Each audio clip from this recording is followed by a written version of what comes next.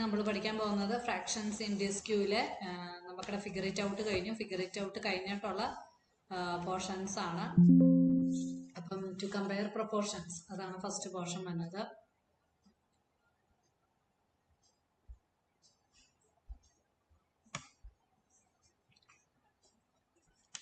Isha scored 42 marks out of 50 on an English test. ഒരു English ടെസ്റ്റിൽ ഇഷയ്ക്ക് കിട്ടിയത് 42 മാർക്സ് ആണ് out of 50.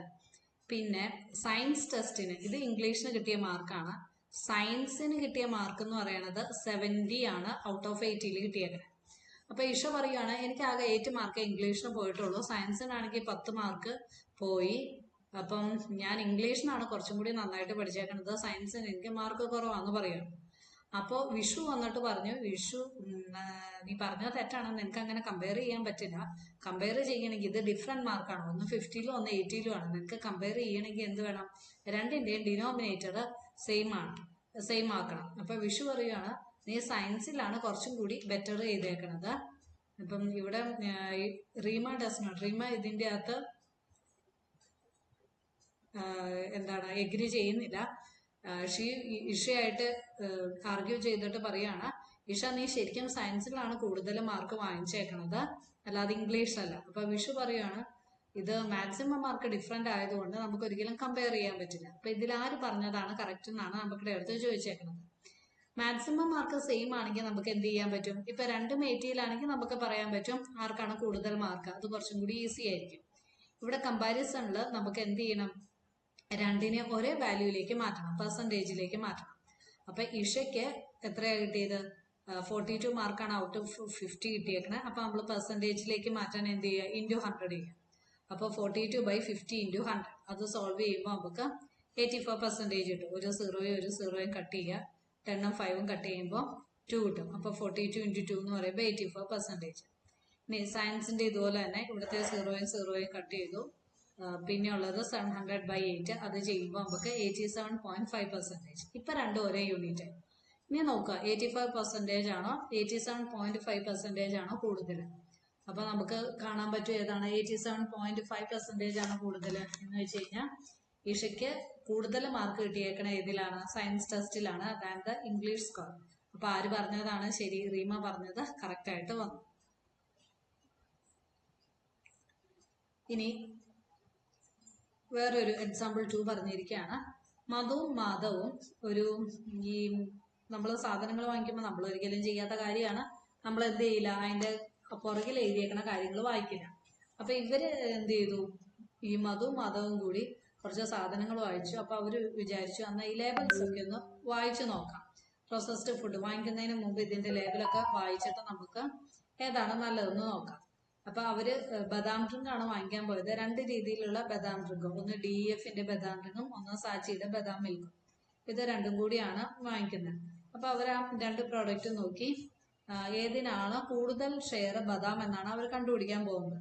Which product uses A smaller portion of food chemical, അതുപോലെ തന്നെ ഇതിൽ ആരാണ് ഏറ്റവും കുറവ് ഫുഡ് കെമിക്കൽ വാങ്ങിച്ച് ഇടുന്നതെന്നും കൂടി അവർക്ക് കണ്ടുപിടിക്കണം.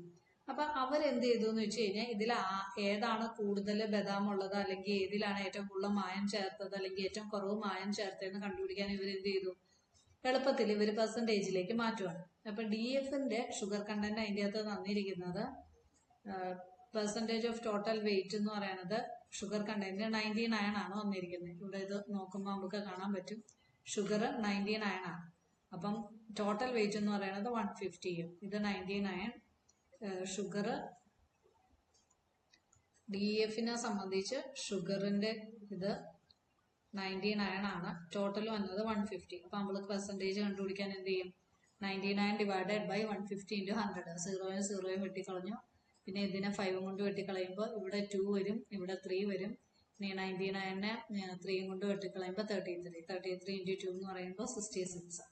അപ്പൊ DEFല് ഷുഗറിന്റെ കണ്ടന്റ് എന്ന് പറയുന്നത് 66% ആണ്. അങ്ങനെയാണെങ്കിൽ സാഞ്ചിയിൽ എത്രയാണെന്ന് കണ്ടുപിടിക്കണം.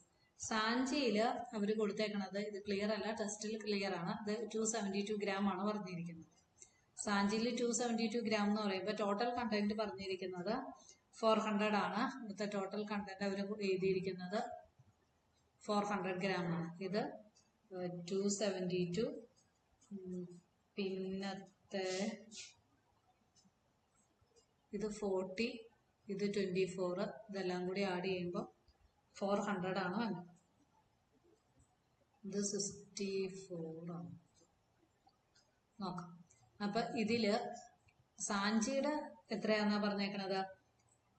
272. അപ്പൊ അതിൽ എന്തോരം ഷുഗർ ഉണ്ടെന്ന് കണ്ടുപിടിക്കാൻ എന്ത് ചെയ്യുക? 272 ഡിവൈഡഡ് ബൈ ടോട്ടൽ എമൗണ്ട് എന്ന് പറയുന്നത് 400 ആണ്, ഇൻറ്റു 100% ചെയ്യുക. ഇത് സോൾവ് ചെയ്യുമ്പോൾ നമുക്ക് കിട്ടുന്നത് 68% ആണ്. അപ്പോൾ സാഞ്ചിയിലാണ് എന്ത് ചെയ്തിരിക്കുന്നത്? കൂടുതൽ ഷുഗർ ഇട്ടേക്കണം. ബദാം കാര്യമായിട്ടൊന്നുമില്ല. അതിൻ്റെ അകത്ത് ഇത് സോൾവ് ചെയ്യുമ്പോൾ നമുക്ക് കാണാൻ പറ്റും, ഇതിൻ്റെ അകത്ത് ബദാമേ ചേർത്തിട്ടില്ല, പഞ്ചസാര മാത്രമേ ചേർത്തിട്ടുള്ളൂ. 66% ഓഫ് ഷുഗർ ആണ് DEFല്, സാഞ്ചിയില് 68%. ഇനി മിൽക്ക് സോളിഡ്സ് ഇതിൻ്റെ അകത്ത് പറഞ്ഞിരിക്കുന്നത് DEFല് പറഞ്ഞിരിക്കുന്ന 30 ആണ്. അപ്പോൾ നമ്മളെങ്ങനെ കണ്ടുപിടിക്കും? 30/150 × 100 ചെയ്യാം. രണ്ടിടത്തുനിന്നും ഇതിൽ നിന്ന് ഇത് 0 വെട്ടി 13 15 ചെല്ലുമ്പോൾ ഇത് 2 കിട്ടും. അപ്പോൾ ഇവിടുത്തെ വാല്യൂ എന്ന് പറയുന്നത് 20%. അപ്പോൾ ഇവിടുത്തെ മിൽക്ക് സോളിഡ് എത്രയാണെന്ന് കിട്ടും? 20% ആണ് കിട്ടും. ഈ സാഞ്ചിയിൽ മിൽക്ക് സോളിഡിന്റെ അളവ് എന്ന് പറയുന്നത് 64 ആണ്. ഇപ്പോൾ 64 ഡിവൈഡഡ് ബൈ 400 × 100, രണ്ടിടത്തുനിന്ന് 100 വെട്ടി കളയും. പിന്നെ 64/4 എന്ന് പറയുമ്പോൾ 16% എന്ന് കിട്ടും. അപ്പം ഇവിടുത്തെ പെർസെൻറ്റേജ് 16 ആണ് വന്നത്. ഇനി ബദാം പൗഡർ ഈ DEFലുള്ളത് 12 ആണ്. അപ്പം നമ്മൾ 12/50 × 100. ഇത് മുകളിൽ വാല്യൂസ് കറക്റ്റ് ഇവിടെ തന്നിട്ടുണ്ട്, ക്ലിയർ അല്ലാത്തതുകൊണ്ടാണ് ഞാൻ പിന്നെ അത് എടുക്കാത്തത്. അപ്പോൾ ഇത് 50ഉം 12ഉം ക്യാൻസൽ ചെയ്യുമ്പോൾ 2 അല്ലേ തന്നെ. 12 × 2 എന്ന് പറയുമ്പോൾ 150 ആണ് വന്നത്. 12/150 സീറോസ് ക്യാൻസൽ ചെയ്തു. പിന്നെ 15ഉം ഇതും കൂടി ക്യാൻസൽ ചെയ്യുമ്പോൾ ഇവിടെ 3 വരും. 12 ഇവിടെ 5 കൊണ്ട് കിട്ടുമ്പോൾ 2. അപ്പോൾ 4 × 2 എന്ന് പറയുമ്പോൾ 8. അപ്പോൾ ഇവിടുത്തെ ബദാം പൗഡറിന്റെ പെർസെൻറ്റേജ് എന്ന് പറയുന്നത് 8%. ഇനി സാഞ്ചിയിൽ ഇതിലെ എമൗണ്ട് എന്ന് പറയുന്നത് 40 ആണ് വന്നത്. അപ്പോൾ 40/400 × 100 ചെയ്യും. ഇപ്പോൾ 2 0 വെട്ടിക്കളഞ്ഞു. 14 40 കൊണ്ട് വെട്ടുമ്പോൾ 14 4 കൊണ്ട് വെട്ടുമ്പോൾ ഇവിടെ 10% ആണ്. ഫുഡ് കെമിക്കലിന്റെ കാര്യം പറഞ്ഞിരിക്കുന്നത് DEFൽ ഫുഡ് കെമിക്കൽ 9 ആണ് വന്നേക്കണേ. അപ്പോൾ 9/150 × 100% ചെയ്യുക. ഇത് സോൾവ് ചെയ്യുമ്പോൾ നമുക്ക് 6% കിട്ടും. ഇവിടെ സാഞ്ചിയിൽ വന്നത് 24 ആണ് വന്നത്. അപ്പോൾ 24 ഡിവൈഡഡ് ബൈ 400 × 100 ചെയ്യുമ്പോൾ ഇവിടെ നമുക്ക് 6% കിട്ടും. അപ്പോൾ ഇതിൽ നിന്ന് മനസ്സിലാക്കാൻ പറ്റുന്നത് ഫുഡ് കെമിക്കൽ രണ്ടിടത്തും 6% തന്നെ. ബദാം പൗഡർ DEFലാണ് കൂടുതൽ 8%, സാഞ്ചിയിൽ 10%. മിൽക്ക് സോളിഡ് കൂടുതലും DEFലാണ്, സാഞ്ചിയിൽ കുറവാണ്, 16% ഉള്ളൂ. പിന്നെ DEFല് ഷുഗർ എന്ന് പറയുന്നത് 66% ആണ്, സാഞ്ചിയിൽ 68% ആണ് ഷുഗർ. അപ്പോൾ ഏറ്റവും കൂടുതൽ ഷുഗർ രണ്ടില് ഷുഗറാണ് ഇട്ടേക്കണത്. ബദാം പൗഡറിന്റെ കണ്ടന്റ് വളരെ കുറവാണ് വരുന്നത്. ഇതെല്ലാം കൂടി ആഡ് ചെയ്യുമ്പോൾ നമുക്ക് എത്ര കിട്ടും? 100 കിട്ടും. ഇതിവിടെ 100% കിട്ടും. ഇതും എല്ലാം ആഡ് ചെയ്യുമ്പോൾ നമുക്ക് 100% കിട്ടും. അപ്പോൾ DEFന്റെ 100%, സാഞ്ചിയുടെയും നമുക്ക് 100%, ടോട്ടൽ ആഡ് ചെയ്യുമ്പോൾ 100% കിട്ടും. Check if the percentage of each product add up to 100 കിട്ടുന്നുണ്ടോ എന്ന് നോക്കുക. ഇത് 66 + 20 + 8 + 6 ചെയ്യുക. 68 + 16 + 10 + 6 ചെയ്യുക. ഇവിടെ രണ്ടിടത്ത് 100 ആണ് വന്നെ. ഇവിടെ എഴുതിയേക്കണത് ക്ലിയർ അല്ല. ഇവിടെ ഷുഗർ, പിന്നെ അടുത്തത് പറഞ്ഞിരിക്കുന്നത് മിൽക്ക് സോളിഡ്സ്, പിന്നെ ഇവിടെ ബദാം പൗഡർ, പിന്നെ പറഞ്ഞിരിക്കുന്ന ഫുഡ് കെമിക്കൽസ്. ഇത് DEFന്റെ കാര്യമാണ് പറഞ്ഞിരിക്കുന്നത്. പിന്നെ അടുത്ത ആൾ ഇപ്പൊ സാഞ്ചിയുടെ ഇത് എടുക്കുവാണെങ്കിൽ ഇതുപോലെ തന്നെ സാൻസിനി, അതിൻ്റെ അകത്ത് ഷുഗർ കണ്ടന്റ് എന്ന് പറയുമ്പോൾ 272, മിൽക്ക് സോളിഡ് എന്ന് പറയുന്നത് 16, പിന്നെ ബദാം പൗഡർ എന്ന് പറയുന്നത് 40, പിന്നെ ഫുഡ് കെമിക്കൽ എന്ന് പറയുന്നത് 24. ഇതെല്ലാം കൂടി ആഡ് ചെയ്യുമ്പോഴാണ് 400 വരുന്നത്. അപ്പോൾ ഓരോന്നിൻ്റെയും പെർസെൻറ്റേജ് കണ്ടുപിടിക്കാൻ given amount divided by total amount × 100 ചെയ്ത് വെച്ചാൽ മതി. ഇനി പെർസെൻറ്റേജ് ഇൻക്രീസോ അല്ലെങ്കിൽ പെർസെൻറ്റേജ് ഡിക്രീസോ കണ്ടുപിടിക്കാനായിട്ടാണ്. Suppose the price of 1 kg tomato 3 years ago it was ₹30. ഇതിൻ്റെ അകത്ത് ₹30 ആണ് എടുക്കുകയാണ്. ഒരു കിലോ ടൊമാറ്റോയ്ക്ക് 3 വർഷം മുന്നേ ഇതെന്ന് പറയുന്നത് ₹30 ആണ്. ഇപ്പോൾ 1 കിലോ ടൊമാറ്റോയ്ക്ക് ₹42 ആണ്. അപ്പോൾ ഇവിടെ ഇൻക്രീസ് എത്രയാണ് വന്നേക്കണത്? 12 ഇൻക്രീസ് വന്നിട്ടുണ്ട്. അപ്പോൾ പെർസെൻറ്റേജ് ഇൻക്രീസ് കണ്ടുപിടിക്കാനുള്ള ഫോർമുല എന്നാ? പെർസെൻറ്റേജ് ഇൻക്രീസ് എന്ന് പറയുന്നത് amount of increase divided by original amount or base into 100. അപ്പോൾ എമൗണ്ട് ഓഫ് ഇൻക്രീസ് എന്ന് പറയുന്നത് ഇപ്പോൾ കൂടിയ പ്രൈസിൽ നിന്ന് എന്ത് ചെയ്യുക, അതിൻ്റെ ഒറിജിനൽ എമൗണ്ട് സബ്ട്രാക്ട് ചെയ്യുക. ഒറിജിനൽ എമൗണ്ട് സബ്ട്രാക്ട് ചെയ്യുമ്പോൾ നമുക്ക് 30 ആണ് കിട്ടുന്നത്. അപ്പോൾ നമ്മൾ 42 - 30 ചെയ്യുമ്പോൾ 12 കിട്ടും. Original amount 30. അപ്പോൾ 12/30 × 100 ചെയ്യും. 0യും 0യും വെട്ടുക. 12ഉം 3യും വെട്ടുമ്പോൾ 4. 4 × 10 40%. അപ്പോൾ എത്ര പെർസെൻറ്റേജ് ഇൻക്രീസ് വന്നു?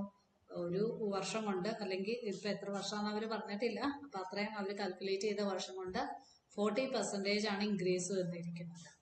V say the price of tomato increased by 40% over the last 3 years. അപ്പം നമുക്ക് പറയാൻ പറ്റും 3 വർഷം കൊണ്ട് 12% അല്ലെങ്കിൽ 40% ഇൻക്രീസ് വന്നു. 12 രൂപയുടെ വ്യത്യാസം ഉള്ളെങ്കിൽ 40% അത് കൂടുതൽ വന്നേക്കുന്നത്.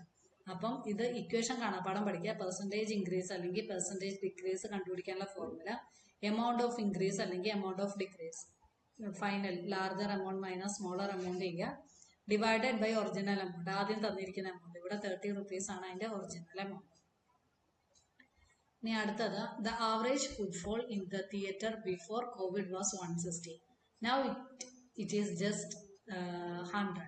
The decrease in footfall is 60. അപ്പം പണ്ട് കോവിഡിന് മുന്നേ എന്ന് വെച്ച് കഴിഞ്ഞാൽ 160 ആയിരുന്നു. ഇപ്പോൾ അത് കോവിഡ് കഴിഞ്ഞിട്ട് average footfall in this theatre before Covid was 160. അപ്പോൾ ആഫ്റ്റർ കോവിഡ് ഇപ്പോൾ അത് 100 ഉള്ളൂ. അങ്ങനെയാണെങ്കിൽ പെർസെൻറ്റേജ് ഡിക്രീസ് എത്രയാണ്? 160 - 100 ചെയ്യുക. 160 - 100 എന്ന് പറയുമ്പോൾ 60 ഡിവൈഡഡ് ബൈ ഒറിജിനൽ എമൗണ്ട് എന്ന് പറയുന്നത് 160 ആണ്. ആദ്യം സംഭവിച്ചത് കോവിഡിന് മുന്നേ ഉള്ള കാലമാണ്.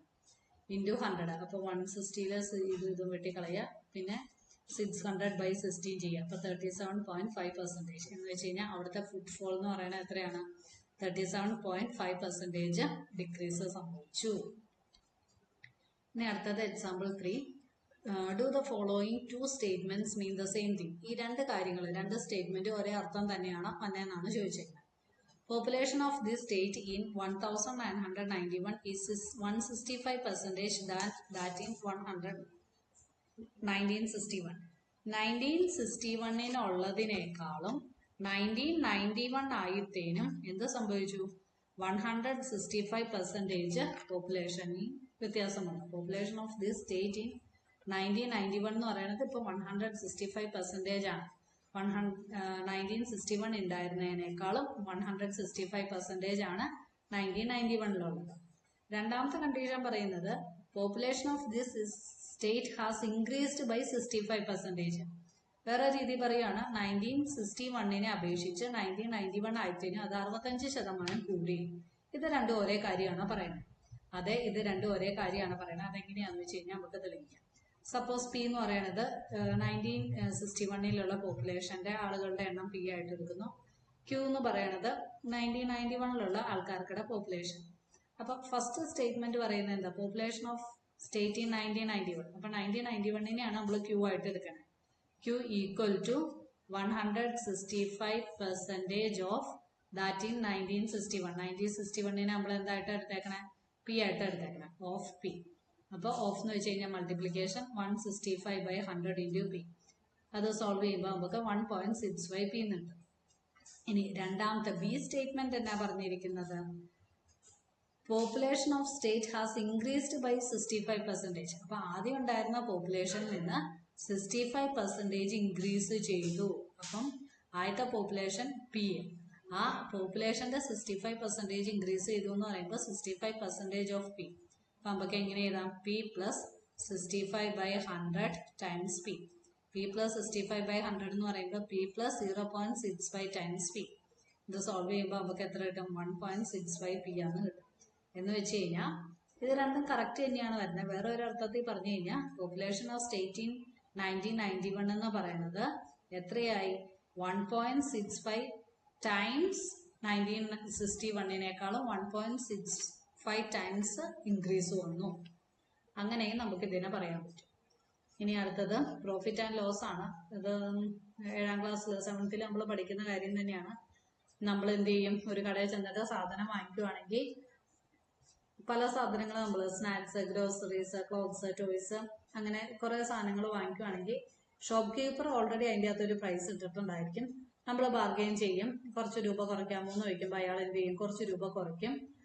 അപ്പം ഈ ഷോപ്പ് കീപ്പർ ഇട്ടിരിക്കുന്ന കാശിനെയാണ് നമ്മൾ മാർക്കറ്റ് പ്രൈസ് എന്ന് പറയുന്നത്. ഇപ്പം നമ്മൾ ലുലു മാളിലൊക്കെ പോവുകയാണെങ്കിൽ ഇപ്പം എന്താ ഒരു ഡ്രസ്സിന് 1000 rupees എന്ന് പറഞ്ഞ് എഴുതിയിട്ടുണ്ടായിരിക്കും, അതായിരിക്കും അതിൻ്റെ മാർക്കറ്റ് പ്രൈസ്. പക്ഷെ കസ്റ്റമർ ചോദിച്ചു കഴിയുമ്പോൾ ചിലപ്പോൾ അവർ അവിടെ ഡിസ്കൗണ്ട് ചെയ്തിട്ടുണ്ടായിരിക്കും.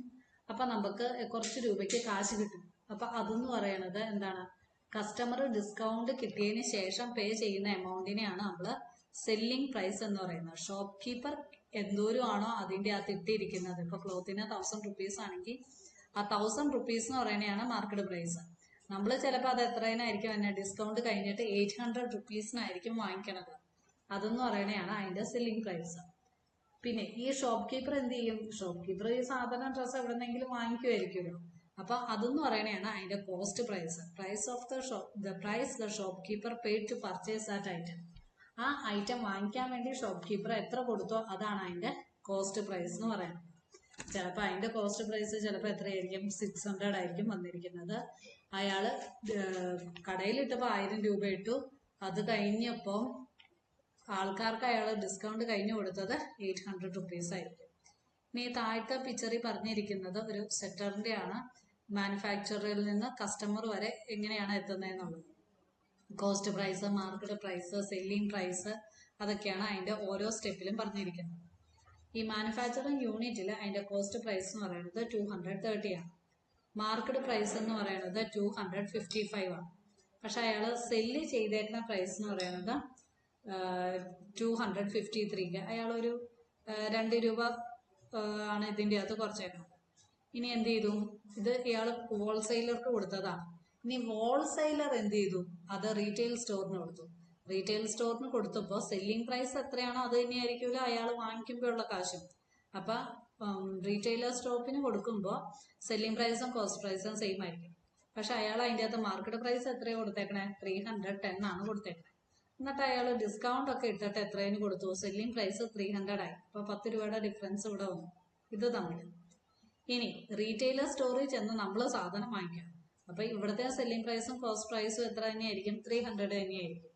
ഇനി പക്ഷേ അയാൾ 300-ന് വാങ്ങിച്ച സാധനം അയാള് മാർക്കറ്റ് പ്രൈസ് ആയിട്ട് കൊടുത്തേക്കണ എത്രയാണ്, 480 ആണ്. കടയിൽ ഇട്ടേക്കണ 480 ആണ്. പക്ഷെ ഡിസ്കൗണ്ട് കഴിഞ്ഞിട്ട് ബാക്കി അയാൾ സെല്ലിംഗ് പ്രൈസ് ആയിട്ട് ഇട്ടേക്കണ എന്താ, 430 ആണ്. അപ്പൊ എവിടുന്നാ സ്റ്റാർട്ട് ചെയ്തേന്ന് നോക്കണം. 230-ൽ നിന്ന് തുടങ്ങി അത് എവിടം വരെ എത്തി, 430 വരെ എത്തി. അപ്പോൾ എമൗണ്ട് 200 rupees ഇൻക്രിമെന്റ് വന്നു. ആദ്യം മാനുഫാക്ചറിങ് യൂണിറ്റുകാർ ഹോൾസെയിലറിന് കൊടുത്തു, ഹോൾസെയിലർ റീറ്റെയിലറിന് കൊടുത്തു, റീറ്റെയിലർ കസ്റ്റമറിന് കൊടുത്തു. അപ്പൊ ഇവിടെയൊക്കെ ഡിസ്കൗണ്ട് ഉണ്ടെങ്കിലും പക്ഷെ ശരിക്കും കൊള്ള ലാഭം കിട്ടുന്ന റീറ്റെയിൽ സ്റ്റോറിനാണ് വരുന്നത്. അപ്പം ഇതിൽ നമുക്ക് ഓരോന്ന് നോക്കി കഴിഞ്ഞു കഴിഞ്ഞാൽ ഇപ്പം ഇവിടെ കോസ്റ്റ് പ്രൈസും സെല്ലിംഗ് പ്രൈസും എന്തോരം പ്രോഫിറ്റ് എന്ന് കണ്ടുപിടിക്കാൻ എന്ത് ചെയ്ത് വെച്ചാൽ മതി, ഈ cost price minus selling price minus cost price കണ്ടുപിടിച്ച് വെച്ചാൽ മതിയല്ലോ പ്രോഫിറ്റ് കണ്ടുപിടിക്കാൻ. സെല്ലിംഗ് പ്രൈസ് ഇവിടെ സംബന്ധിച്ച് സെല്ലിംഗ് പ്രൈസ് എന്ന് പറയുന്നത് 300 ആണ്, കോസ്റ്റ് പ്രൈസ് എന്ന് പറയുന്നത് 253 ആണ്. അപ്പോൾ 47 rupees അയാൾക്ക് പ്രോഫിറ്റ് ഉണ്ട്. അപ്പൊ പ്രോഫിറ്റ് പെർസെൻറ്റേജ് കണ്ടുപിടിക്കാൻ നമ്മൾ എന്ത് ചെയ്യുക, പ്രോഫിറ്റ് പെർസെൻറ്റേജ് എന്ന് പറയുന്നത് പ്രോഫിറ്റ് ബൈ CP ഇൻറ്റു 100%.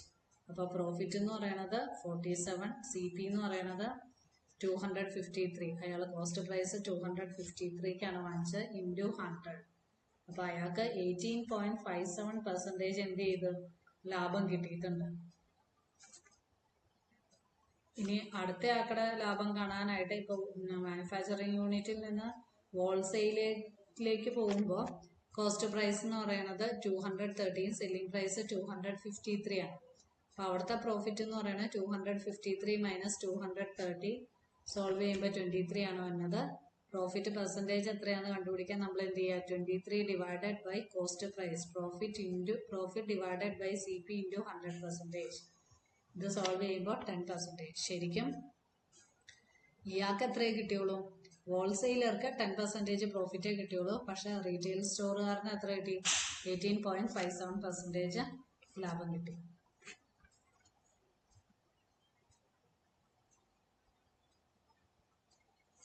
ഇനി അടുത്തത് പറയുന്നത് Krishnalal retailer buy sweater from the wholesaler at a price of ₹300 per sweater. ഒരു സ്വെറ്ററിന് 300 rupees വാങ്ങിക്കുകയാണ്. പക്ഷെ അതിൻ്റെ അകത്ത് എഴുതിയിരിക്കുന്നത് മാർക്കറ്റ് പ്രൈസ് അയാൾ എഴുതിയേക്കണം 480 ആണ്. അപ്പം MP എന്ന് പറയണം മാർക്കറ്റ് പ്രൈസ് 480, കോസ്റ്റ് പ്രൈസ് എന്ന് പറയണത് 300 ആണ്. പിന്നെ ബാർഗെയിൻ ചെയ്ത് അയാൾ സെല്ല് ചെയ്യുന്ന പ്രൈസ് എന്ന് പറയുന്നത് 430 ആണ്. അങ്ങനെയാണെങ്കിൽ അയാൾക്ക് പ്രോഫിറ്റ് അല്ലേ വന്നേക്കണേ. ഇവിടെ സെല്ലിംഗ് പ്രൈസ് ആണ് കൂടുതൽ. ഇപ്പൊ സെല്ലിംഗ് പ്രൈസ് കോസ്റ്റ് പ്രൈസിനേക്കാൾ കൂടുതലാണെങ്കിൽ അയാൾക്ക് എപ്പോഴും പ്രോഫിറ്റ് ആയിരിക്കും വന്നത്. എത്ര ശതമാനം പ്രോഫിറ്റ് വന്നു? പ്രോഫിറ്റ് കണ്ടുപിടിക്കാൻ selling price minus cost price ചെയ്യാം. അപ്പോൾ 430ൽ നിന്ന് 300 സബ്ട്രാക്ട് ചെയ്യാം. അപ്പൊ അയാൾക്ക് എത്ര രൂപ ലാഭം വന്നു? 130 rupees ലാഭം കിട്ടി. ഇനി ഇതിപ്പം അയാൾ നഷ്ടത്തിലാണ് വിറ്റത്. 300 rupees വാങ്ങിച്ച സാധനം ഒരു 200 rupees അയാൾ സെല്ല് ചെയ്യുന്നതെങ്കിൽ അയാൾക്ക് വരുന്ന എന്തായിരിക്കും? നഷ്ടമായിരിക്കും. അവിടെ വരുന്നതായിരിക്കും ലോസ്. ഇപ്പം CP ആണ്, കോസ്റ്റ് പ്രൈസ് ആണ് സെല്ലിംഗ് പ്രൈസിനേക്കാൾ കൂടുതൽ വരുന്നെങ്കിൽ അത് എപ്പോഴും ലോസ് ആയിരിക്കും. വിൽക്കുന്ന കാശാണ് കൂടുതൽ വരുന്നെങ്കിൽ അത് എപ്പോഴും എന്തായിരിക്കും? പ്രോഫിറ്റ് ആയിരിക്കും. ഇനി വേറൊരു കാര്യം, find out the percentage profit Krishnalal made on his sweater. അപ്പൊ അയാൾക്ക് എത്ര രൂപ ലാഭം കിട്ടിയത്? ഇവിടെ നമ്മൾ കോസ്റ്റ് പ്രൈസ് 100% ആണ് എടുക്കുവാണ്. To find out the percentage profit made with reference to the cost price. ഇങ്ങനെ നമുക്ക് കണ്ടുപിടിക്കാം. അല്ലെങ്കിൽ നമ്മൾ ചെയ്ത മാതിരി തന്നെ പ്രോഫിറ്റ് പെർസെൻറ്റേജ് കണ്ടുപിടിക്കാൻ എന്ത് ചെയ്യുക? പ്രോഫിറ്റ് ഓൾറെഡി കണ്ടുപിടിച്ചിട്ടുണ്ട്, divided by original cost price എത്രയാണോ വരുന്നത് അത് ഇൻറ്റു 100. പ്രോഫിറ്റ് എത്രയാണെന്ന് കിട്ടി? 130. ഇപ്പോൾ 130 ഡിവൈഡഡ് ബൈ 300 ഇൻറ്റു 100. ഇപ്പോൾ 130/3 അത്രയും പെർസെൻറ്റേജ് ആണ് വന്നത്. അപ്പം 43.3% അയാൾക്ക് ലാഭം കിട്ടി. പ്രോഫിറ്റ് കണ്ടുപിടിക്കാൻ selling price minus cost price കണ്ടുപിടിക്കുക. പ്രോഫിറ്റ് പെർസെൻറ്റേജ് കണ്ടുപിടിക്കാനുള്ള ഫോർമുല എങ്ങനെയാണ്? പ്രോഫിറ്റ് പെർസെൻറ്റേജ് എന്ന് പറയുന്നത് profit divided by cost price. എത്ര രൂപയ്ക്കാണോ വാങ്ങിച്ചത് കോസ്റ്റ് പ്രൈസ് ഇൻറ്റു 100%. ഇവിടെ ചോദിച്ചിരിക്കുന്നുണ്ട് find the profit percentage of wholesaler and manufacturer. ഹോൾസെയിലറിന്റെയും മാനുഫാക്ചറിന്റെയും പ്രോഫിറ്റ് പെർസെൻറ്റേജ് അത് നമ്മൾ കണ്ടുപിടിച്ചു. ഇതാണ് ഹോൾസെയിലർക്ക് എത്ര രൂപ കിട്ടി? 18.57% ലാഭം കിട്ടി. മാനുഫാക്ചർക്ക് എത്രയേ കിട്ടിയുള്ളൂ? 10% കിട്ടിയുള്ളൂ. കാരണം അയാള് കോസ്റ്റ് പ്രൈസ് 230 ആയിരുന്നു, സെല്ലിംഗ് പ്രൈസ് 253 കൊടുത്തത്. അപ്പം മാനുഫാക്ചറിന് 10%, ഹോൾസെയിലർക്ക് 18.57. അപ്പൊ ഇവിടെയും SP minus CP divided by CP into 100. ഇവിടെയും SP minus CP into CP/100. അപ്പൊ 18.57 10%. ഹോൾസെയിലർക്ക് 10%, മറ്റേ ആൾക്ക് 18.57% ആണ് കിട്ടിയത്. ഇനി അടുത്തത് Shambhavi owns a stationery shop. She procures 200-page notebook at ₹36 per book. അപ്പോൾ ഒരു ബുക്കിന്റെ ക്യാഷ് എന്ന് പറയുന്നത് ₹36 ആണ്. ഇനി she sells them with a profit of 20%. Profit എത്രയാന്നാ പറഞ്ഞേക്കണേ? 20% ആണ്. അങ്ങനെയാണെങ്കിൽ നമുക്ക് എന്ത് കണ്ടുപിടിക്കണം? സെല്ലിംഗ് പ്രൈസ് ആണ് നമുക്ക് കണ്ടുപിടിക്കേണ്ടത്. ഒരു ബുക്കിന്റെ കോസ്റ്റ് പ്രൈസ് ആണ് 36 ആണെന്ന് പറഞ്ഞിരിക്കുന്നത്. CP ആണ് 36, പ്രോഫിറ്റ് 20%, SP കണ്ടുപിടിക്കണം. അപ്പൊ നമുക്കറിയാവുന്ന ഫോർമുല ഉപയോഗിക്കാം. ആദ്യം നമ്മൾ പ്രോഫിറ്റ് പെർസെൻറ്റേജ് തന്നിട്ടുണ്ടെങ്കിൽ പ്രോഫിറ്റ് കണ്ടുപിടിക്കണം. എങ്ങനെയാണ് പ്രോഫിറ്റ് കണ്ടുപിടിക്കണേ? പ്രോഫിറ്റ് എന്ന് പറയുന്നത് CP into profit percentage. CP into profit percentage. Profit കണ്ടുപിടിക്കാനായിട്ട് ഒന്നെങ്കിൽ പ്രോഫിറ്റ് ഇൻറ്റു CP പെർസെൻറ്റേജ് എങ്ങനെ ചെയ്താലും കുഴപ്പമില്ല. അപ്പൊ CP എന്ന് പറയുന്നത് 36, പ്രോഫിറ്റ് പെർസെൻറ്റേജ് എന്ന് പറയുന്നത് 20/100. ഇത് സോൾവ് ചെയ്യുമ്പോൾ പ്രോഫിറ്റ് എത്രയാണെന്ന് കിട്ടും? 7.20 rupees. അപ്പം പ്രോഫിറ്റ് ഇത്രയാണ് കിട്ടിയേക്കുന്നത്. ഇനി നമുക്ക് സെല്ലിംഗ് പ്രൈസ് കണ്ടുപിടിക്കണം. നമുക്കറിയാം പ്രോഫിറ്റ് കണ്ടുപിടിക്കുന്നതിന്റെ ഫോർമുല എന്നാ? SP minus CP. Selling price അറിയില്ല. അപ്പൊ ഈ മൈനസ് CPനെ അപ്പുറത്തേക്ക് കൊണ്ടുപോകുമ്പോൾ എന്ത് കിട്ടും? പ്രോഫിറ്റും കോസ്റ്റ് പ്രൈസും കൂടി ആഡ് ചെയ്യുമ്പോഴാണ് നമുക്ക് സെല്ലിംഗ് പ്രൈസ് കിട്ടുക. കോസ്റ്റ് പ്രൈസ് എന്ന് പറയുന്നത് 36, സെല്ലിംഗ് പ്രൈസ് എന്ന് പറയുന്നത് 7.20. ഇത് രണ്ടും കൂടി ആഡ് ചെയ്യുമ്പോൾ നമുക്ക് 43.20 എന്ന് പറയുന്നത്. അപ്പോൾ സെല്ലിംഗ് പ്രൈസ് എത്രയാണ്? 43.20 ആണ്. പ്രോഫിറ്റ് പെർസെൻറ്റേജും തന്നിട്ടുണ്ട്, സി പിയും തന്നിട്ടുണ്ടെങ്കിൽ എസ് പി കണ്ടുപിടിക്കേണ്ട ഫോർമുല തന്നെ പ്രോഫിറ്റ് ആണ് കണ്ടുപിടിക്കണമെങ്കിൽ C P into profit percentage കണ്ടുപിടിക്കുക. പ്രോഫിറ്റ് കിട്ടിക്കഴിഞ്ഞ് കഴിഞ്ഞാൽ പ്രോഫിറ്റ് നമുക്കറിയാം, സി പി അറിയാം, അതിൽ നിന്ന് നമുക്ക് എന്ത് കണ്ടുപിടിക്കാം? എസ് പി കണ്ടുപിടിക്കാം. ഇതേ മെത്തേഡ് തന്നെയാണ് അടുത്തത്. She cells crayon boxes at 50 per box. ഒരു ബോക്സിന് 50 റുപ്പീസ്. അപ്പൊ സി പി എത്രയാണ്? 50. പ്രോഫിറ്റ് പെർസെൻറ്റേജ് എത്രയാണ്? 25%. അങ്ങനെയാണെങ്കിൽ how much did Shambhavi buy them from the wholesaler? ഹോൾസെയിലറിൽ നിന്ന് എത്ര രൂപയ്ക്കാണ് വാങ്ങിച്ചേക്കുന്നത്? അപ്പോൾ സെല്ലാട്ടോ, ഇത് എസ് പി ആട്ടോ തന്നേക്കണം. ഹോൾസെയിലറിൽ നിന്ന് എത്ര രൂപയ്ക്കാണ് വാങ്ങിച്ചേക്കുന്നത്? അപ്പോൾ സി പി ആണ് നമുക്ക് കണ്ടുപിടിക്കേണ്ടത്. കോസ്റ്റ് പ്രൈസ് ആണ് കണ്ടുപിടിക്കേണ്ടത്. എസ് പി കണ്ടുപിടിക്കാനുള്ള ഫോർമുലയാണ് ഇത്. ഇനി നമുക്ക് സി പി കണ്ടുപിടിക്കണമെങ്കിൽ നമ്മൾ എന്ത് ചെയ്യുക? കോസ്റ്റ് പ്രൈസ് അറിയാൻ പാടില്ല. കോസ്റ്റ് പ്രൈസ് അറിയാൻ പാടില്ലെങ്കിൽ നമ്മൾ അതിനെ എക്സ് ആയിട്ട് എടുക്കും. She cells crayon boards at ₹50 എന്നാണ് പറഞ്ഞേക്കുന്നത്. അപ്പൊ എസ് പി എന്ന് പറയണതാണ് 50. സി പി എന്ന് പറയണത് അറിയാൻ പാടില്ല, അത് എക്സ്. പ്രോഫിറ്റ് പെർസെൻറ്റേജ് എന്ന് പറയണത് 25%. അപ്പൊ അതെങ്ങനെ കാൽക്കുലേറ്റ് ചെയ്യുന്നതെന്ന് കാണിച്ചു തരാം.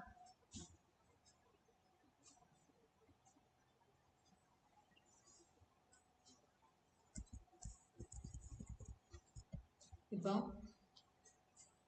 സെല്ലിംഗ് പ്രൈസ് 50 ആണെന്ന് തന്നിട്ടുണ്ട്.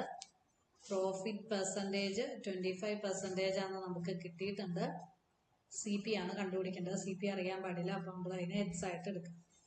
പ്രോഫിറ്റ് പെർസെൻറ്റേജിൽ നിന്ന് പ്രോഫിറ്റ് നമുക്ക് കണ്ടുപിടിക്കാൻ അറിയാമല്ലോ. പ്രോഫിറ്റ് എന്ന് പറയുന്നത് C P into profit percentage. C P എന്ന് പറയുന്നത് എക്സ് ആയിട്ട് എടുക്കുക. പ്രോഫിറ്റ് പെർസെൻറ്റേജ് എന്ന് പറയുന്നത് 25/100. അപ്പോൾ 25ഉം 100ഉം വെട്ടി കഴിയുമ്പോൾ നമുക്ക് 4 എന്ന് കിട്ടും. അപ്പോൾ ഇതെന്ന് പറയുന്നത് x/4. പ്രോഫിറ്റ് എത്രയാണെന്ന് കിട്ടി? x/4 ആണ് കിട്ടി. പ്രോഫിറ്റ് കിട്ടിയല്ലോ. ഇനി പ്രോഫിറ്റ് കിട്ടിയെങ്കിൽ ഇനി നമുക്ക് എന്താ കണ്ടുപിടിക്കേണ്ടത്? സി പി ആണ് കണ്ടുപിടിക്കേണ്ടത്. പ്രോഫിറ്റിന്റെ ഇക്വേഷൻ എന്നാ വന്നെ? S P minus C P. ഇനി നമ്മൾ എന്ത് ചെയ്യാം? എസ് പിനെ ഇവിടെ നിർത്തിയിട്ട് പ്രോഫിറ്റ് സി പി ഒരുമിച്ചെടുക്കുക. അപ്പോൾ പ്രോഫിറ്റ് പ്ലസ് സി പി എന്ന് പറയണതാണ് എസ് പി. പ്രോഫിറ്റ് എന്ന് പറയണത് x/4, സി പി എന്ന് പറയണത് എക്സ്, എസ് പി എന്ന് പറയണത് 50. ഇനി ഇത് ക്രോസ് മൾട്ടിപ്ലൈ ചെയ്ത് സോൾവ് ചെയ്തേ. ക്രോസ് മൾട്ടിപ്ലൈ ചെയ്യുമ്പോൾ x into 1 plus x into 4. ഇത് ക്രോസ് മൾട്ടിപ്ലൈ ചെയ്യുമ്പോൾ x plus 4x divided by x is equal to 50.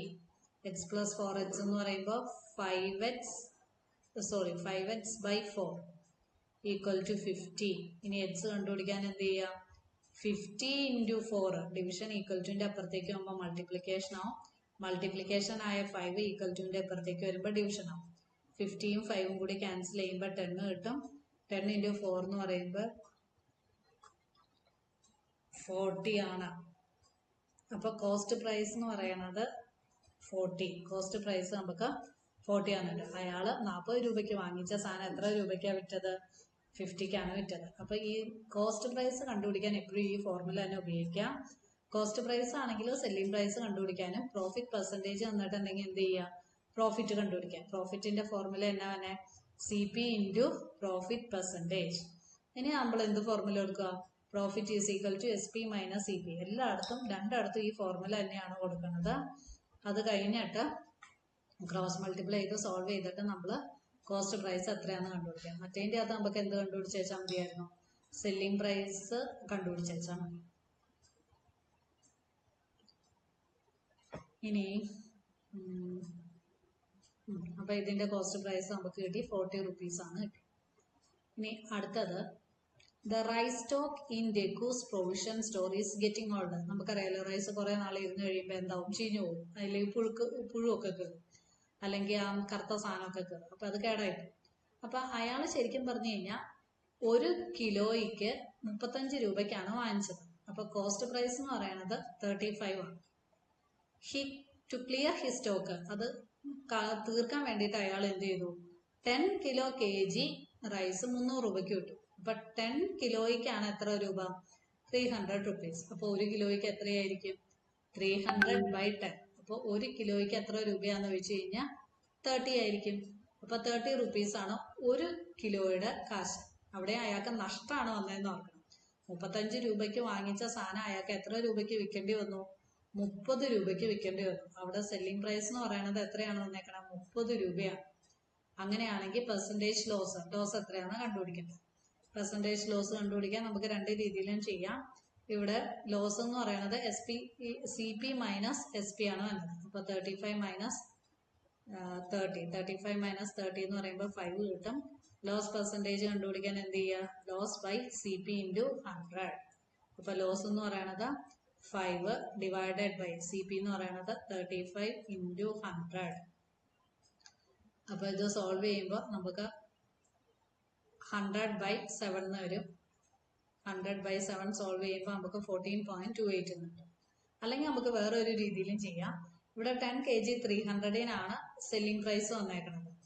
ഇത് സെല്ലിംഗ് പ്രൈസ് എന്ന് പറയുന്നത് 300. അപ്പോൾ കോസ്റ്റ് പ്രൈസ് എങ്ങനെയാണ് നമ്മൾ കണ്ടുപിടിക്കും? 1 kgക്ക് 35 ആണെങ്കിൽ 10 kgക്ക് എത്രയായിരിക്കും വന്നത്? 350 ആയിരിക്കും വന്നത്. അപ്പം ഇത് രണ്ടും കൂടി ലോസ് കണ്ടുപിടിക്കാൻ വേണ്ടി CP മൈനസ് SP ചെയ്യാം. അപ്പം 350 മൈനസ് 300, അപ്പോൾ 50 കിട്ടും. 50/CP എന്ന് പറയുന്നത് 350 ഇൻറ്റു 100%. ഇവിടെ ആണെങ്കിലും നമ്മൾ സോൾവ് ചെയ്യുമ്പോൾ നമുക്ക് 5/35 എന്നാണ് തന്നെ. That is 100/7. രണ്ടിടത്ത് ഒന്ന് തന്നെയാണ്. 100/7 എന്ന് പറയുമ്പോൾ 14.28% കിട്ടും. Could we have just calculated the loss percentage per kg instead? അത് ഇപ്പം ഞാൻ ആദ്യം കണ്ടുപിടിച്ചത്. പെർ kg കണ്ടുപിടിച്ചാലും ആൻസർ സെയിം ആണ്. പെർ kg വെച്ച് കണ്ടുപിടിച്ചാലും ആൻസർ സെയിം ആണ്. 10 കിലോ വെച്ച് കണ്ടുപിടിച്ചാലും ആൻസർ സെയിം തന്നെയായിരിക്കും. ഇനി അടുത്തത് എക്സാമ്പിൾ 6 പറയുന്നത്, Shyamala has procured decorative vases at rupees 2650 per piece. അപ്പോൾ ഒരു പീസിന് 2650 ആണ്. അതിലൊരു പീസിന് കേടായി. അപ്പോൾ അവൾ വിചാരിച്ചു എന്താ നഷ്ടം വന്നാലും വേണ്ടിയില്ല, ഒരു 18% നഷ്ടം വന്നു. 18% വിൽക്കാൻ തീരുമാനിച്ചു. എന്നാലും 18% നഷ്ടത്തിന് അങ്ങ് വിൽക്കാം. അപ്പോൾ കിട്ടുന്ന കാശായാലോ എന്ന് കരുതി. അങ്ങനെയാണെങ്കിൽ സെല്ലിംഗ് പ്രൈസ് എത്രയായിരിക്കും? സെല്ലിംഗ് പ്രൈസ് കണ്ടുപിടിക്കണം. ഇവിടെയും ലോസ് പെർസെൻറ്റേജ് അല്ലേ തന്നേക്കണേ. ലോസ് പെർസെൻറ്റേജ് തന്നെങ്കിൽ നമ്മൾ എന്ത് കണ്ടുപിടിക്കണം? ആദ്യം എന്ത് കണ്ടുപിടിക്കണം? ലോസ് കണ്ടുപിടിക്കണം. ലോസ് കണ്ടുപിടിക്കാൻ എന്താ ഫോർമുല? ലോസ് എന്ന് പറയണതും loss percentage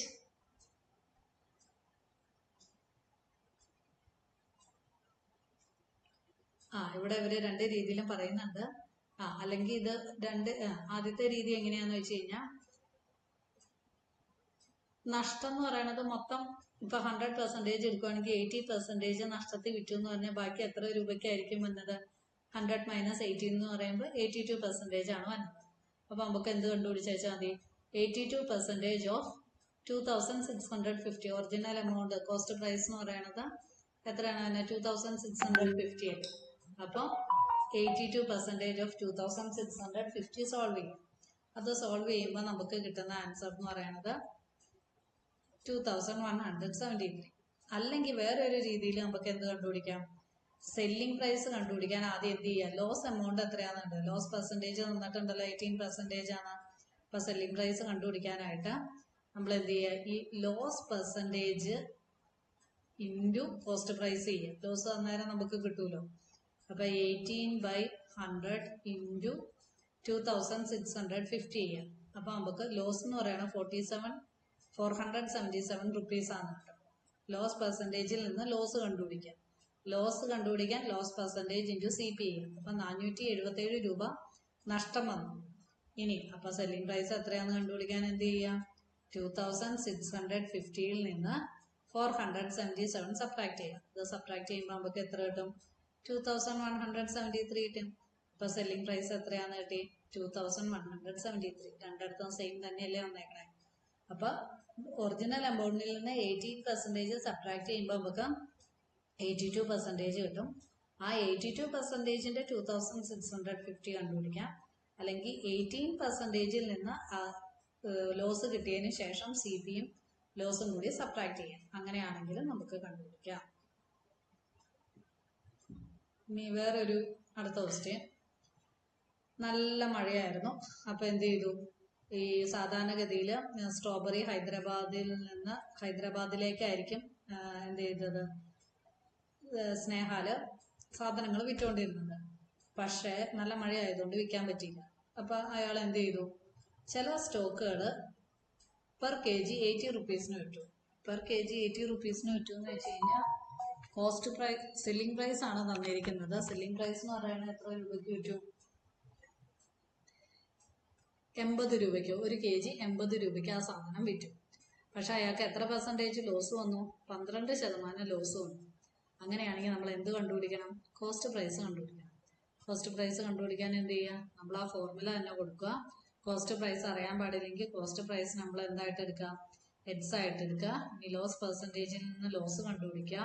that is 12% of heads, 12% of cost price. അപ്പോൾ 12% into heads, 12% into heads solve ചെയ്യുമ്പോൾ നമുക്ക് 3x/25 എന്ന് കിട്ടും. ഇനി നമുക്ക് ലോസിന്റെ ഇക്വേഷൻ അറിയാലോ, CP മൈനസ് SP. ഇനി SP ഇപ്പുറത്തേക്ക് കൊണ്ടുവരുമ്പോൾ അത് പോസിറ്റീവ് ആവും, ലോസ് അപ്പുറത്തേക്ക് പോകുമ്പോൾ അത് നെഗറ്റീവ് ആയിട്ട് മാറും. അപ്പൊ എങ്ങനെ വരും, x മൈനസ് 3x/25.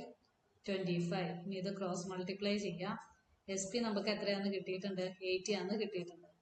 അപ്പൊ 80 equal to 25 minus 3x, 25x minus 3x എന്ന് പറയുമ്പോൾ 22x/25. ഇനി x കണ്ടുപിടിക്കാൻ എന്ത് ചെയ്യണം, ഡിവൈഡഡ് ബൈ 25 അപ്പുറത്തേക്ക് കൊണ്ടുപോകും. അപ്പൊ അതെന്തായിട്ട് മാറും, മൾട്ടിപ്ലിക്കേഷൻ ആവും. അപ്പൊ ഈക്വൽ ടു 22x എന്ന് കിട്ടും. ഇനി ഈ x ഇവിടെ ഇൻറ്റു ആണ്, മൾട്ടിപ്ലിക്കേഷൻ ഈക്വൽ ടു ഇപ്പുറത്തേക്ക് വരുമ്പോൾ എന്തായിട്ട് മാറും, ഡിവിഷൻ ആയിട്ട് മാറും. അപ്പൊ 80 ഇൻറ്റു 25 ഡിവൈഡഡ് ബൈ 22 എന്ന് പറയുന്നത് കോസ്റ്റ് പ്രൈസ് ആണ്. ഇത് സോൾവ് ചെയ്യുമ്പോൾ കോസ്റ്റ് പ്രൈസ് എന്ന് പറയുന്നത് 90.9 റുപ്പീസ് എന്ന് കിട്ടും. അപ്പം ശരിക്കും അതിന്റെ കോസ്റ്റ് പ്രൈസ് എന്ന് പറയുന്നത് എത്രയായിരുന്നു, 90.9 റുപ്പീസ് ആയിരുന്നു. പക്ഷെ മഴ ആയതുകൊണ്ട് വേറെ നിവൃത്തി ഇല്ലാത്തതുകൊണ്ട് എത്ര രൂപയ്ക്ക് വിറ്റു, സെല്ലിംഗ് പ്രൈസ് 80 റുപ്പീസിന് വിറ്റു. അതുകൊണ്ടാണ് 12% നഷ്ടം വന്നത്. ഇനി നമ്മൾ ചില കടയിലൊക്കെ ഡിസ്കൗണ്ട് കൊടുത്തേക്കണ കാണാൻ പറ്റും. ഈ 30% ഓഫ് അല്ലെങ്കിൽ 30% ഡിസ്കൗണ്ട് എന്നൊക്കെ കണ്ടിട്ടുണ്ട്. അതിന്റെ അർത്ഥം എന്നാ, അയാൾ നഷ്ടം സഹിക്കാൻ തയ്യാറാണ്. ഷോപ്പ് കീപ്പർ എന്തിന് വില്ലിങ് ആണ്, പ്രൈസ് റെഡ്യൂസ് ചെയ്യാൻ. ഇപ്പൊ 1000 രൂപയുടെ സാധനം 30% കുറച്ച് കൊടുക്കാൻ അയാൾ റെഡിയാണ് എന്നാണ് അതിന്റെ അർത്ഥം. ഇനി അടുത്തത് ഒരു യൂട്ടൻസിൽ ഷോപ്പ് എന്ന് വെച്ച് കഴിഞ്ഞാൽ സാധനം വെക്കുന്ന ആള് കുക്കറിന്റെ MRP എന്ന് പറയുന്നത് 1800 ആണ്. അപ്പൊ MRP എന്ന് പറയുന്നത് 1800. ഡിസ്കൗണ്ട് അയാൾ എത്ര കൊടുക്കാന്ന് വെച്ചു, 35% ഡിസ്കൗണ്ട് കൊടുക്കാന്ന് വെച്ചു. അങ്ങനെയാണെങ്കിൽ അതിന്റെ സെല്ലിംഗ് പ്രൈസ് എത്രയാണെന്ന് കണ്ടുപിടിക്കണം. ഇനി അത് കഴിഞ്ഞിട്ട് അയാൾ എന്ത് ചെയ്തു, കോസ്റ്റ് പ്രൈസ് 900 ആക്കി. അങ്ങനെയാണെങ്കിൽ what is A percentage profit made after the sale ചെയ്യുമ്പോൾ അയാൾക്ക് എത്ര രൂപ കിട്ടി. ഡിസ്കൗണ്ട് 35% ആയുമ്പോൾ അയാളുടെ സെല്ലിംഗ് പ്രൈസ് അയാൾ എത്ര രൂപയ്ക്കാണ് വിൽക്കുന്നത്.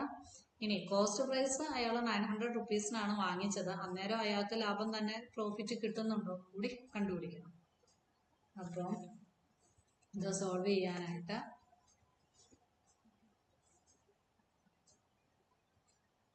വേറൊരു ഇക്വേഷൻ കാണിച്ചു തരാം.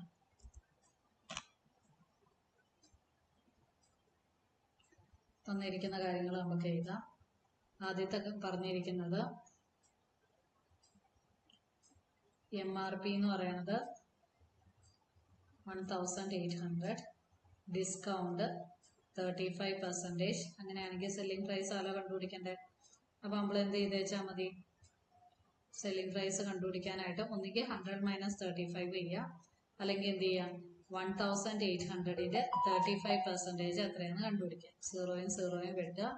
18 ഇൻറ്റു 35 എന്ന് പറയുമ്പോൾ നമുക്ക് എത്ര കിട്ടും, 630 കിട്ടും. അപ്പം ഇത് പ്രോഫിറ്റ് ആട്ടോ കണ്ടുപിടിക്കേണ്ടത്. 1800 ഡിസ്കൗണ്ട് കണ്ടുപിടിക്കാനാണ്. ഡിസ്കൗണ്ട് കണ്ടുപിടിക്കാനുള്ള ഫോർമുലയാണ് ഇത്. ഡിസ്കൗണ്ട് കണ്ടുപിടിക്കാൻ എന്ത് ചെയ്ത് വെച്ചാൽ മതി, discount is equal to discount percentage into MRP അല്ലെങ്കിൽ കോസ്റ്റ് പ്രൈസ്. ഇപ്പൊ ഇവിടെ ഡിസ്കൗണ്ട് എന്ന് പറയുന്നത് 1800 MRPയുടെ discount percentage. Discount is equal to discount percentage into MRP. ഇപ്പം ഇത് ചെയ്യുമ്പോൾ 630. സെല്ലിംഗ് പ്രൈസ് എത്രയാണെന്ന് കണ്ടുപിടിക്കാൻ എന്ത് ചെയ്യാം? നമുക്കിടെ MRPയിൽ നിന്ന് ഡിസ്കൗണ്ട് 630 സബ്ട്രാക്ട് ചെയ്യാം. ഇത് സബ്ട്രാക്ട് ചെയ്യുമ്പോൾ നമുക്ക് എത്ര കിട്ടും? 1170 കിട്ടും. അപ്പോൾ അയാൾ വിൽക്കുന്നത് എത്ര രൂപയ്ക്കാണ്? 1170ക്കാണ്. പിന്നെ അടുത്ത ക്വസ്റ്റ്യൻ ചോദിച്ചേക്കണേ എന്താ? അയാൾ വാങ്ങിച്ചത് 900-നാണ്. അപ്പോഴും അയാൾക്ക് പ്രോഫിറ്റ് അല്ലേ? നോക്കിക്കേ, കോസ്റ്റ് പ്രൈസ് 900 ആണ്, പക്ഷെ വിറ്റേക്കണത് എത്രയാണ്? 1170ക്കാണ്. അവിടെയും പ്രോഫിറ്റ് ആണ് വന്നേക്കണേ. അപ്പോൾ പ്രോഫിറ്റ് പെർസെൻറ്റേജ് കണ്ടുപിടിക്കണം. പ്രോഫിറ്റ് കണ്ടുപിടിക്കാൻ എന്ത് ചെയ്യുക? SP മൈനസ് CP ചെയ്യുക. SP എന്ന് പറയുന്നത് 1170 മൈനസ് 900. ഇത് സോൾവ് ചെയ്യുമ്പോൾ നമുക്ക് പ്രോഫിറ്റ് 270 ആണ് കിട്ടും. അപ്പോൾ പ്രോഫിറ്റ് പെർസെൻറ്റേജ് കണ്ടുപിടിക്കാൻ നമ്മൾ എന്ത് ചെയ്യുക? Profit divided by CP into 100. Profit എന്ന് പറയുന്നത് 270, CP എന്ന് പറയുന്നത് 900 ഇൻറ്റു 100. ഇത് സോൾവ് ചെയ്യുമ്പോൾ നമുക്ക് 30% കിട്ടും. അപ്പം അയാൾക്ക് എത്ര രൂപ ലാഭമായിട്ട് കിട്ടി? 30% ലാഭമായിട്ട് കിട്ടി. അപ്പം അവിടെ അയാൾക്ക് എന്തില്ല? നഷ്ടമൊന്നും വന്നിട്ടില്ല. അയാൾക്ക് ഡിസ്കൗണ്ട് 30% ഡിസ്കൗണ്ട് കൊടുത്താൽ നഷ്ടം വരില്ല, ലാഭമുള്ളൂ. 30% ലാഭം വന്നിട്ടുണ്ട്. അപ്പോൾ 1800 രൂപ അയാൾ MRP എടുത്തു. 35% ഡിസ്കൗണ്ട് കൊടുത്തിട്ടുണ്ടെങ്കിലും സെല്ലിംഗ് പ്രൈസ് അയാൾ എത്രയാണ് ഇട്ടേ? 1170 രൂപയ്ക്കാണ് സെല്ലിംഗ് പ്രൈസ് വന്നിരുന്നത്. പക്ഷെ ഒറിജിനൽ കോസ്റ്റ് പ്രൈസ് എത്രയായിരുന്നുള്ളൂ? 900 ആയുള്ളൂ. പ്രോഫിറ്റ് 270 ആണ്. അപ്പോൾ പ്രോഫിറ്റ് പെർസെൻറ്റേജ് കണ്ടുപിടിക്കാൻ പ്രോഫിറ്റ് ബൈ CP ഇൻറ്റു 100. അപ്പോൾ നമുക്ക് എത്രയാണെന്ന് കിട്ടും? 30% ആണ് കിട്ടും. ഇതിൻ്റെ ബാക്കിയത്തെ പോർഷൻ ഞാൻ അടുത്ത വീഡിയോയിൽ എക്സ്പ്ലെയിൻ ചെയ്യാം. ഇവിടെ മുതലുള്ളത് സെപ്പറേറ്റ് തന്നെ. Thank you.